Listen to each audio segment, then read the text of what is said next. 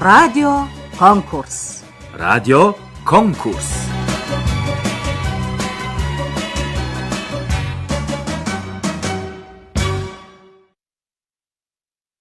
Монголын радиог сонсон хамт байгаа сонсогч та бүхэнд баярлалаа. Монголын радиогийн тэнхлэг хөтөлбөр радио конкурс уралдаанд нэвтрүүлгийн 2 дугаар хэсгээр үргэлжлэн сонсогч та бүхэнд хүрч байна. Радио конкурс уралдаанд нэвтрүүлгийн хүүхэд залуучуудын редакц 2 дугаар сарын 1-ээс эхлээд төрийн өмчөд Улаанбаатарын их сургуультай хамтран бэлтгэж байна. Радио конкурс уралдаанд нэвтрүүлэхдээ бид ерөнхий боловсролын сургуулийн ахлах ангийн тэр дундаа төгсөх ангийн сурагчтай урьж байгаа. За 12 дугаар ангийн сурагчдын маань хувьд радио конкурс уралдаанд нэвтрүүлэгт оролцсноор за төрийн өмчөд Улаанбаатарын их сургуульд төлбөрийн хувьд 30-аас 100% төлбөрийн хөнгөлөлт хэдлэн суралцах боломжтой. За мөн хүүхдүүдийн маань хувьд дуртай ангиа сонгон суралцах боломж нэгдэж байгаа маа. За ингээд 7 хоног бүрийн мигмар гарагт тэнхлэг хөтөлбөр радио конкурс уралдаанд нэвтрүүлгээрээ дамжуулаад төрийн өмчөд Улаанбаатарын их сургуулийн онцлог сургуулиас хүүхдүүдтэй олгодог тэр боломжуудын талаар мэдээллийг төлхөө хүргэж байгаа. За 7 хоногт бол техникүүд нь тухайлан та бүхэнд бас мэдээллүүдээ хүргээд явж байгааг байнгын сонсогчд маань бол хэдийнэ анзаарсан бах. За өнгөрсөн 7 хоногт төрийн өмчөд Улаанбаатарын их сургуулийн математик програм хангамжийн тэнхимийн онцлог за яг энэ төрийн өмчөд Улаанбаатарын их сургуулийг сонгосноор ямар мэрэгчлүүдийг тэр дундаа бас эзэмших боломж байна. Энэ талаар мэдээллийг хүргэсэн. За өнөөдөр бас үргэлжлүүлэн бид энэ талын мэдээллийг хүргэх гэж байна. За тэр дундаа өнөөдөр бол илүүтэй бас сүүлийн үед залуучууд маань програм хангамж тал руу бас сонирхон судалдаг болж, суралцдаг болж энэ талаас нь бас эдийн засгтай уялдуулаад яаж мэрэгшиж болох нь ямар мэрэгжил эзэмшиж болох нь вэ? Энэ талаас нь мэдээлэл хүргэхээр студид маань багш нар хүрэлцэн ирсэн. За радио конкурс уралдаанд нэвтрүүлгийн эхний хэсгээр бол бид өнөөдрийн хувьд математикийн хичээлтэй холбоотой 3 асуулт даалгаврыг хүүхдүүдтэй үлдээсэн. За цахим орчинд яг энэ цагт Монголын радио хуудсанд 3 асуулт маань байршиж байна. За мөн энэ цагт бас хүүхдүүд маань цахим орчинд нэвтрүүлгээ үзээд сонсоод бидэнтэй хамт байна гэдэгт бол итгэлтэй. За ингээд өнөөдрийн нэвтрүүлгийн зочдтой танилцуулъя. Студид хүрэлцэн ирсэн багш нараа та бүхэнд танилцуулах гэж байна. За тэгэхээр миний хажууд төрийн өмчөд Улаанбаатарын их сургуулийн математик програм хангамжийн тэнхимийн багш магистр Инхмэнд суусан байна. За мөн студид маань төрийн өмчөд Улаанбаатарын их сургуулийн эдийн засаг бизнесийн удирдлагын салбарын багш магистр нар мандах за мөн болормаа хүрэлцэн ирсэн байна. Та бүхэнд өдрийн мэнд хүргэе. За өдрийн мэнд. За тэгэхээр радио конкурс уралдаанд нэвтрүүлгийн эхний хэсэг бол 13 цаг 50 минутаас сонсогчдод хүрсэн. Бид өнөөдөр математикийн хичээлтэй холбоотой 3 асуулт даалгаврыг хүүхдүүдтэй үлдээсэн. За тэгэхээр асуултынхаа хариултуудыг мессежээр болон комент хэлбэрээр бидэнд ирүүлж байгаа хүүхдүүдэд баярлалаа. За яг энэ цагт бас асуултаа ярилцаж эхлэхээс өмнө нар мандах огшийг бас өөрийн салбарын мэрэгчлүүдээс бас танилцуулаач гэж хүсэх байна. За сайн байна уу. Өнөөдөр та бүхэндээ уулзч байгаа бас маш баяртай байна. Тэгээд сая бас орж ирээд бас эргээ сансан чинь бас нэг түүх ямар санагдчихлаа л да. Тэрний юу ихлээр энэ жил манай бизнесийн удирдлагын салбар Улаанбаатар их сургууль байгуулагдсны 15 жилийн ой болж байгаа юм байна. Тэгээ аль бие усаар тэмдэглээгүй ч гэсэндээ бас эргээд харсан чинь бас түүхт энэ 8 жилүүдэд бас өнөөдрийн шууд нэвтрүүлэгт оролцож байгаад бас баяртай байна.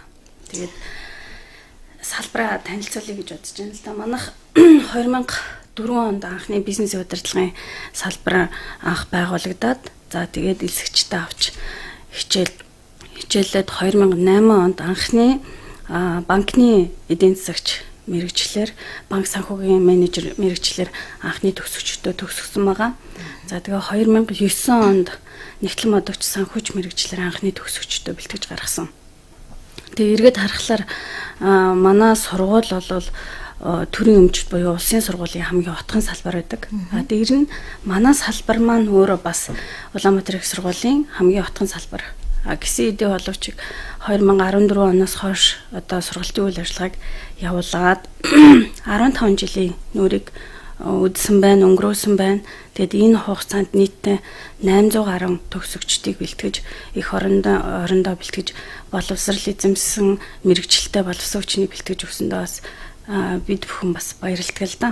За тэгээд бас нэг дурдах хэвээр зүйл маань юу вэ гэхээр ер нь төгсөгчдийн маань 80 гаруй хувь нь 90% нь одоо өөрөө эзэмссэн мэрэгчлэрээ ажил хөдөлмөр эрхэлж байгаа. Тэгээд энэ дээр бас дурдж ярихад анхны төгсөгч болох 2009 онд төгсөгчд банк санхүүгийн менежмент дээр төгссөн төгсөгчд маань өнөөдөр Монгол орныхоо өнцөг булан бүрт за арилжааны болон банк санхүүгийн байгууллагт ажиллаж тэр дундаа буюу удирдах албан тушаалтын салбар болон зээлийн эдийн засагчгээд салбартаа тэргүүлэгч, манлайлагч үйл ажиллагаа явуулдаг менежерүүд болж, банкирууд болж ажиллаж байгаад бас багшийн хувьд би баярлалдаг. Тийм би нийт багш нар ч гэсэндээ тэднийг эргэж санаж дурсахад бол нэлээх одоо өнөөдөр уулзсан ч гэсэндээ шанартайгаа уулзахад бас эргээд яг оюутан ах цагтаа уулзж байгаа юм шиг сэтгэл төрдөг шүү. Тийм.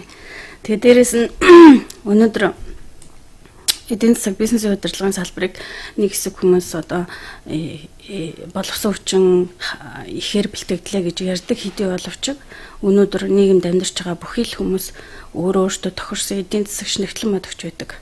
Тэр үднээс ярих юм бол хүн болгол энэ чиглэлийг сонирхож байдаг. Нэг талаараа нөгөө талаараа тийм нарийн мэрэгжил шаарддаг хүн болгоны өдөр тутам нийгмийн амьдрал шаардлагатай мэрэгжил учраас эрэлт хэрэгцээ маш их байдаг. Энийг бол би зарим нэг тэгж ярьдаг хүний эсрэг бодолтой байдаг шүү. За. Тэгэхээр инх мэнд огшийн хувьд хүүхдүүдэд 3 асуулт даалгавар бэлтгэсэн. За өнөөдрийн математикийн хичээлтэй холбоотой 3 асуулт даалгавар ямар хичээлтэй холбоотой байсан ер нь асуултуудын тухай бас мэдээлэл өргөе тийм ээ. За 3 асуултын маань эхнийх нь бол одоо бодлого гэж байгаа хөдөлгөөний бодлого гэж байна. За дунд сургуультад бид нар бага ангидаа бол бодож одоо бодлогынхаа суурийг бол авдаг. За энэ нь бол ахлах ангид ортлоо бол төдийлөн айхтар өөрчлөгдөд тахгүй энэ суур дээр явдаг. За тэгээд эсгэлтийн ерөнхий шалгалтанд бол бодлого өгүүлбэрт бодлого орж ирдэг л дээ. За ийм үднээс бол эхлээд бол өнгөц харахад бас алдчихж магадгүй. Гэхдээ нэг хөндгөө хэлбархан тийм хөдөлгөөний бодлого оруулсан юм байгаа. За хоёр дахь асуултын хувьд бол суурийг яаж сонгох вэ гэдэг нөгөө функцийн хамгийн их утгыг яаж олох вэ гэдэг юм бодлого байж байгаа. За тэгээ энэ дээр бид нөгөө их бага утгыг олдог шинжилгээг яаж хийдэг вэ гэдгийг нь эргэн сануулах гэж энэ бодлогыг сонгосон. За энэ бол одоо нэлээд их өргөн гарч ирдэг функцийн их бага утгыг олох боломжтой олох гэдэг энэ сэдв маань. За тийм болохоор энэ сэдвийг одоо сэдвээс бодлого сонгож авсан байгаа. За 3 дахь бодлогын хувьд бол прогресстэй холбоотой бодлого гэж байна. За энэ прогресс бол яг цаашаа ихтэй сургуульд бол нөгөө цуваа дараал гэдээ үзээ авчдаг. Бас нэлээд чухал сэдвийн нэг. Бас нэг ахтар хүндгүү тийм сэдв учраас энэ сэдвийг сонгож авсан. Ерөнхий шалгалтанд бас энэ талаар орж ирдэг. За ингээд ийм шалтгаанаар 3 асуултад зохиосон байна. Эстэй ерөнхий шалгалтанд бол ижил төстэй асуултаа гараад ирнэ. Тийм. За тэгэхээр яг энэ цагт бас Улаанбаатарын төрийн өмчт Улаанбаатарын их сургуультай холбоотойгоор бас нэгэн танилцуулгыг хамтдаа сонсъё. Тэгээд эргээд студидтэй багш нартайгаа ярилцъя. Яг энэ салбарын талаар бас ямар боломжууд хүүхдүүдэд маань байна. Энэ төрлийн мэдээллийг өргөлжлүүлэн хүргэе гэж бодож байна. За бодрогч маань энэ талаар ярих уу? За.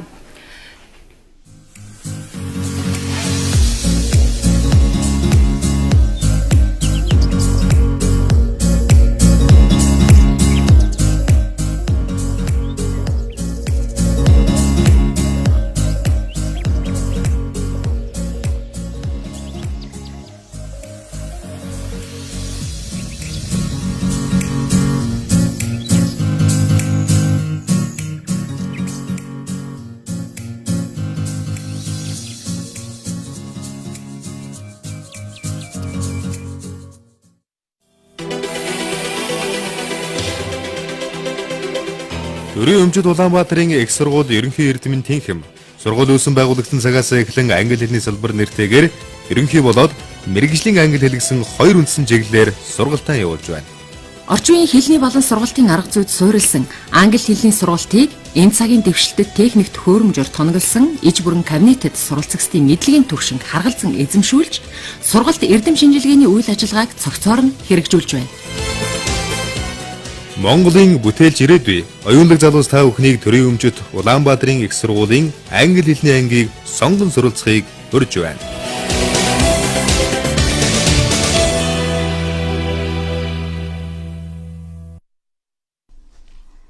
Монголын радиогийн тэнхлэг хөтөлбөр радио конкурс уралдаан нэвтрүүлгийн 2 дугаар хэсгээр хүргэлжлэн та бүхэнд хүрч байна.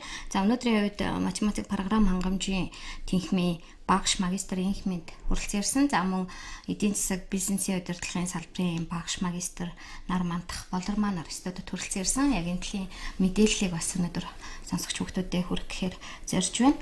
За тэгэхээр болормаа өгш яг энэ эдийн засаг бизнесийн удирдлагын салбараас ямар боломжийг хүүхдүүдтэй залуучуудаа олгодог юм бэ? Ер нь бас сурагч солилцооны хөтөлбөр гэж байна уу?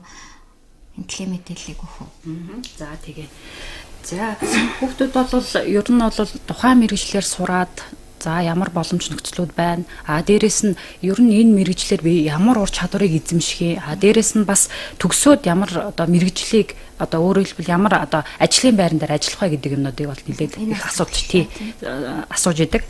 За тийм болохоор би энэ бизнесийн удирдлага, эдийн засаг, дипломат хөтөлсөн мэргэжлэрээ ер нь бол ямар ур чадварыг эзэмшдэг вэ гэдэг талаар эхлээд тайлбарлаад тэгээд бас ямар одоо өөрөөр хэлбэл ажлын байран дээр орох вэ гэдэг талаар бас хүүхдүүдтэй хэлье. Тэгээд дээрэс нь ямар боломж байгаа талаар.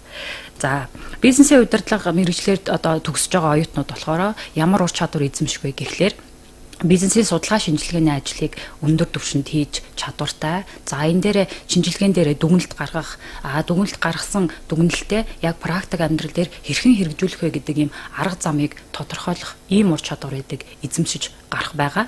Одоо эдийн засагч нар болохоор мэдээч хэрэг одоо бүхий л салбарын аж ахуйн нэгж байгууллага, эрүүл мэнд, одоо төрийн бус гэсэн эдгээр байгууллагуудын бүхий салбарын одоо эдийн засгийн дүн шинжилгээ хийх. За тэгээд тэр гаргасан шийдвэр дээрээ болохоор тодорхой одоо үнэлэлт дүгнэлтүүдийг өгөх. Тэгээд дээрэс нь энийг бас мөн адилхан практик дээрээ одоо хэрхэн яаж хэрэглэх вэ гэдэг ийм арга ур чадварыг эзэмших ийм чадваруудыг бол эзэмшүүлдэг.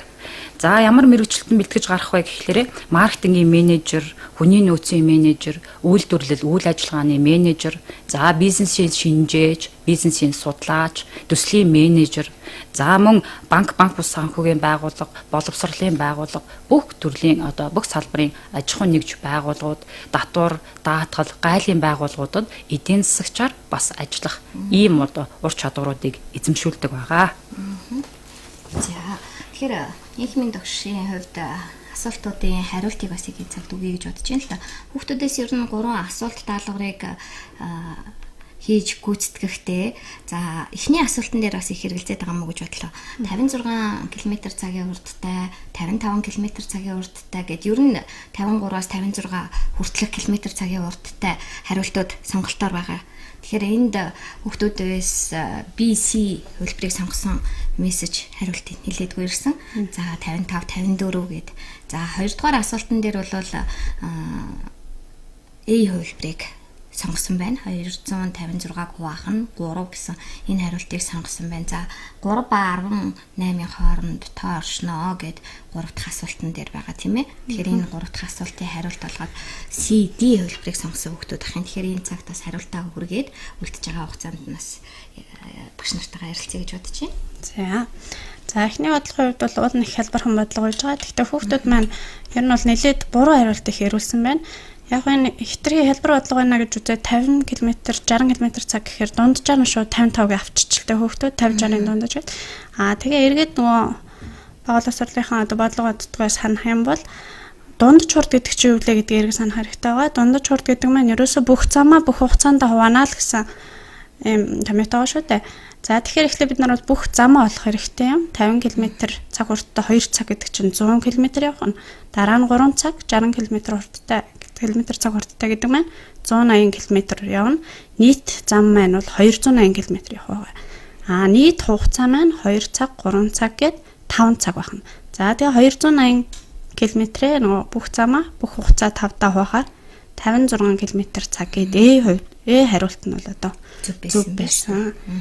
Бол энэ бол алдаж боломгүй бодлого. Одоо эсэлтэн дээр ерөнхийдөө бол эхний хэсэгтэр бол нэлээд хялбар бодлогууд ирдэг. Тэр дээр одоо хүүхдүүд алдаж оноо алдна гэдэг бол одоо харамсалтай хэрэг. Тийм болохоор цаашдаа одоо ийм төрлийн хялбархан боловч алдахад бодлогуудыг бол сайн анзаарах хэрэгтэй.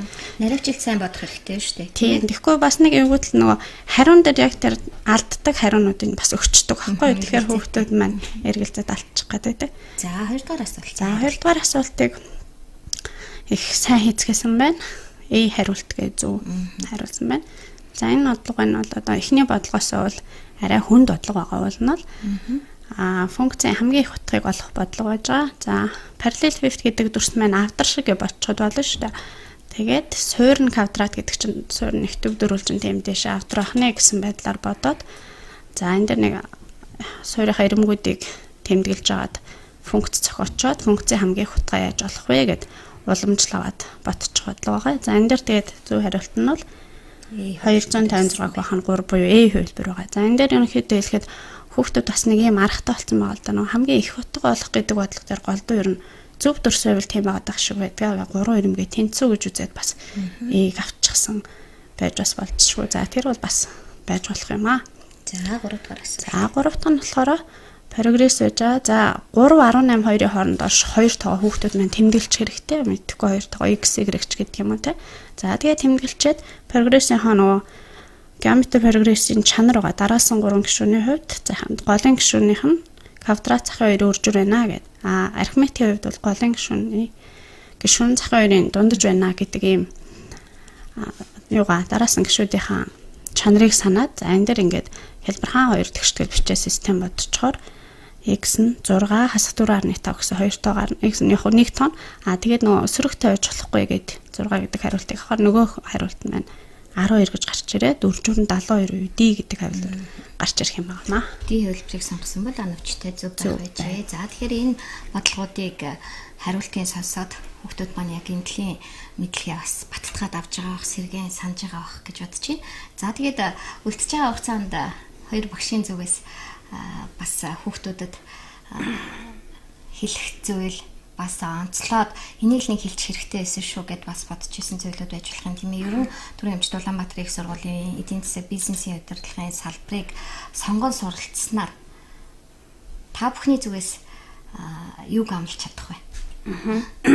Инхмэнд багштай баярлалаа. Тэгээд манай салбарт элсэн суралцагчид бол суур шалгалт маань математик байгаа шүү дээ. Тэгээд тэрнтэй холбоотой нэлээд сайн ойлголтыг хүүхдүүд маань авсан байх гэж бодож байна. За тэгээд энд бас нэг би оюутнуудаа бас хэлдэг зүйлийг хэлмээр байна л да.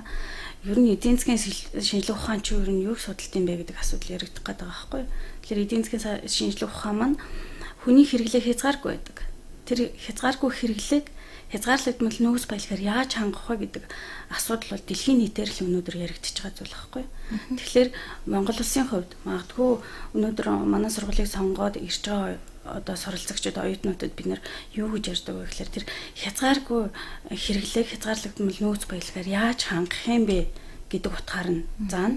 Тэр дундаа эдийн засгийн шинжилгээ ухаан маань эдийн засаг гэж яриад байдаг боловч дотроо өнөөг хүртэл хүн үүсэж бий болсон цагаас хойш өнөөг хүртэл хөгжих явцдаа тус тусын өөрийн гэсэн салбар болж өнөөдөр хүртэл хөгжиж ирсэн байна. За яг тэр дундаа бол манай салбар бол нэгдүгээр бизнесийн удирдлага, нэгтлэн модох бүртгэл, нэгтлэн модогч гэсэн үг. Тэгээд эдийн засаг гэсэн 3 чиглэлээр наривчилсан одоо мэрэгчлэн бэлтгэх болсон энэ 2016 оноос хойш энэ чиглэлээр бид нэр сургалтаа явуулж илүү их гүн зээгрүүлж наривчил судалж байна гэсэн үг байхгүй юу. Тэгэхээр манай сургуулийг сонгон судалснараа мэдээж миний түрүүний ярьдаг тэр хязгаарлагдмал нөөц хөлийг яаж тэр хязгаарлагдмал хязгааргүй хэрэглээг яаж хангах вэ гэдэг талаар салбар бүрээ наривчил судалж авч үзнэ. За дээрээс нь бас нэг онцлог дурдах ёстой зүйл маань. За бидэнд маш бага цаг үлдсэн. Мэдээж суралцагчид маань юу анхаардаг гэдэг гадны хөтөлбөр солилцоо байгаа юу гэж мэдээж анхаардаг. 2018 оноос хойш бид нар Өвөр Монголын их сургууль, Өвөр Монголын хөдөө аж үйлдвэрийн их сургуультай хамтраад оюутны солилцоо, дээрээс нь дадлага хийх юм болсон. Дээрээс нь Солонгосын их сургуультай 2 дээр нэмэх нь 2 гэдэг хөтөлбөрийг 2015 оноос хойш эхлүүлсэн учраас суралцагчид маань бас боломж нээлттэй байгаа шүү гэж хэлмээр байна. За баярлалаа. Өнөөдөр цаг зав гарган студид хүрэлцэн ирсэн багш нартай ажлын амжилт хүсье. Радио конкурс сургалтын нэвтрүүлэг өнөөдрийн дугаараа өндөрлж байна.